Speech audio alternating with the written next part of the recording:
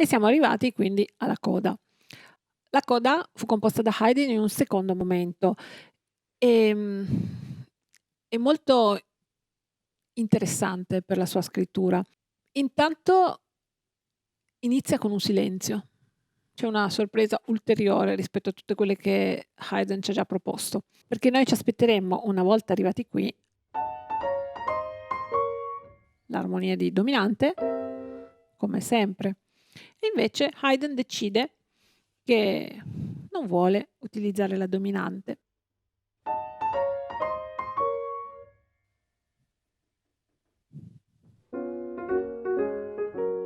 Perché modula.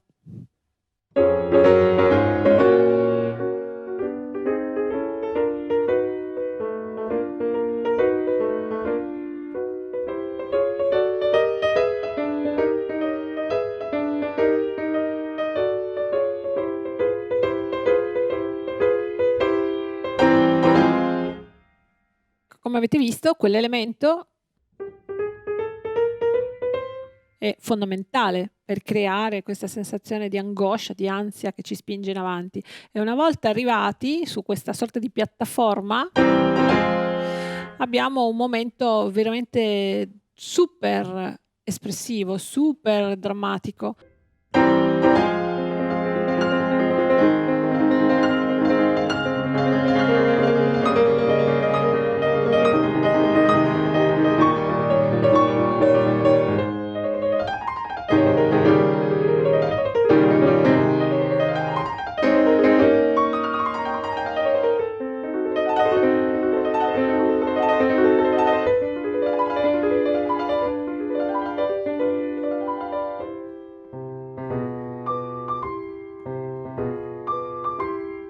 Ecco, sentite come tutta la tensione adesso si sta placando per portarci però di nuovo in un'atmosfera che non è rassegnata, è un'atmosfera molto, di nuovo molto dolente, ed è con questa atmosfera dolente che si conclude quest'opera.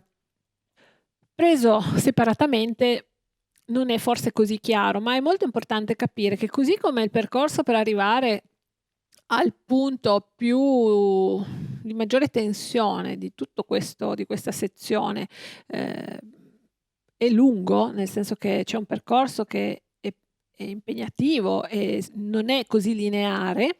La stessa cosa avviene quando dobbiamo ritornare ad una condizione, da quel punto lì, dal climax, chiamiamolo così, dobbiamo tornare ad una condizione di stabilità, per cui anche le ripetizioni di questo elemento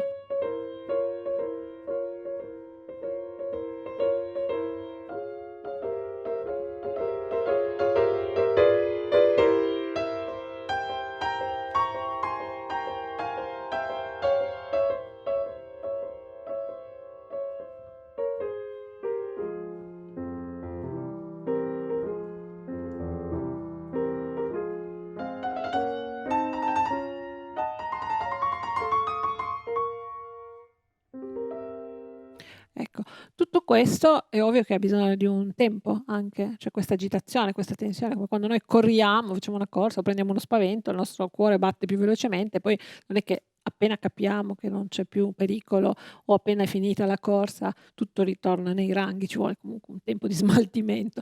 La stessa cosa succede in un passaggio come questo, c'è sempre un percorso che deve essere compiuto nei due sensi.